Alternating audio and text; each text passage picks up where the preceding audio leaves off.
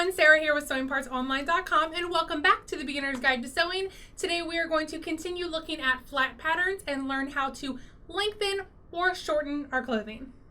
Shortening and lengthening flat patterns is incredibly easy. In fact, it's so easy you might think there has to be a little bit more to it, but it really is this simple. The hardest part is probably just finding the measurement you want to use.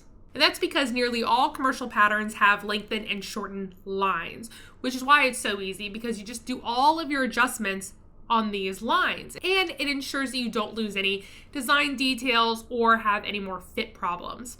The general rule of thumb is that if you have to alter the hem by 2 or more inches, then you should probably just go ahead and adjust to the lengthen and shorten line before any sewing begins. However, I like to always just start at the lengthen and shorten lines, even if it's only an inch, because it saves me time later. So before we get into any of the actual adjustments, we need measurements to go by, right? So what measurements do we use for length? Well, let's take a look. There are a ton to choose from. The one you choose will depend on what makes most sense for your pattern.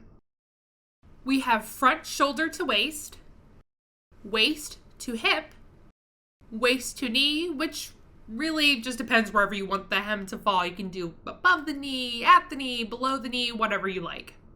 Waist to floor, inseam, nape to waist. The nape is right below the hairline. You can even kind of feel a little notch along the spine. And make sure to follow down to the waist right along that spine. Nape to floor, and sometimes I'll also measure my apex to waist just as an extra reference point. So just a few tips. You want to stand up straight, but not military straight, just upright. Try to stand as you normally would and stare about 10 feet in front of you. Someone will always have to take these measurements for you because any posture changes or bending will mess up the measurements, so go ahead and invite a friend.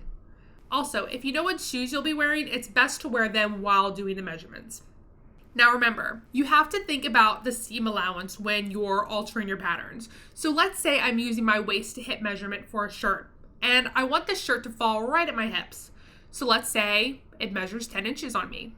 But when I measure from the waist to the hem on my pattern, it measures 10 inches and 5/8. So do I shorten this pattern by 5/8 of an inch? No, because the pattern includes a 5/8 of an inch seam allowance. So for this, I wouldn't have to make any adjustments. But what if my waist to hip is 10 and the pattern waist to hip is 10? Do I need to make an adjustment? Yes, because once I do the 5/8 of an inch hem, it'll be 5/8 of an inch too short. So I would need to actually lengthen my pattern by 5/8. Let's say I need to shorten this pattern by 1 inch. Here is the shorten and lengthen line. I can cut right through this line to start my adjustment, but I really don't like dramatically altering my patterns. So instead, I'm just going to fold it along the line, just in case I have to use this later down the road for someone else. Remember, I'm shortening this by 1 inch total, which means I'll only be pinching and folding 1/2 inch. Just a tip, I really love doing alterations on my rotary cutting mat because it has these grid lines that help me measure as I go. Tape the fold in place to secure. Now, see how folding this pattern whacked out our pattern lines a little bit? So I'll just need to grab a ruler and true up the lines. This is just like we did in last week's episode. You're simply using the straight edge to create a smooth transition line. All right, moving on. Now to lengthen our pattern. We're going to have to cut it. I know, it hurts me too, but it's really the easiest and the fastest way.